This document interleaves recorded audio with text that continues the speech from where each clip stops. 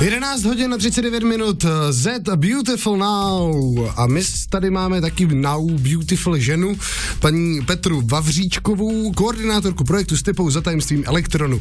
A můžete nám to nějak ve stručnosti představit? Pokusím se tady ve stručnosti. Takže projekt, jak jste zmínil, jmenuje se S typou za tajemstvím elektronu. Jedná se o projekt pro střední školy a širokou veřejnost, takové ty elektronadšence, kteří mají za úkol vytvořit přístroj, který bude, řeknu tak, mými slovy, blikat, houkat, svítit, ukazovat čas. Má teda speciální parametry, máme přímo na našich webových stránkách www.typa.eu, kde jsou bližší informace. Jakmile ho vytvoří, doručí ho k nám na sídlo firmy do Opavy na Sadovou ulici do 28. října, takže ještě se můžou zapojit někteří. A poté budou tyto výrobky vystaveny v obchodním centru Breda & Manstein v Opavě po celý listopad, kde zahájíme vlastně tuto událost vernisáží 4. listopadu, kde budou přímo vystavovatelé nebo účastníci představovat ty svoje projekty, ukážou, jak fungují. I když budou po celou dobu zapojeni, ale tam přímo můžou k tomu oni odborný výklad tomu položit nebo říct, proč to tak pojali a tak dále.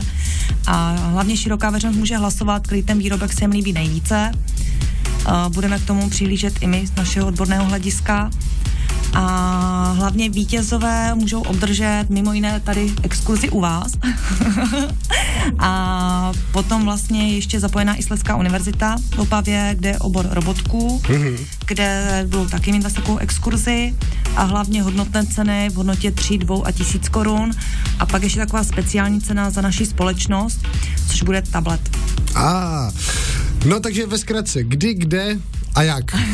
Ještě takže, takové rekapitulace. Takže pracovat na tom ještě nyní můžou. Do 28. října doručit výrobek do sídla společnosti v Opavě na Sadové ulici. Potom jít hlasovat po celý listopad a hlavně budeme držet palečky, ať vyhrajou ti nejlepší. No. Já bych možná ještě... Nevím, jestli mám zapnutý mikrofon.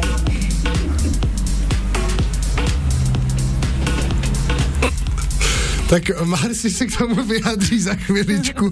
No a vy, pokud chcete, tak budete moct taky za chviličku vyhrát selfie tyč. Hela.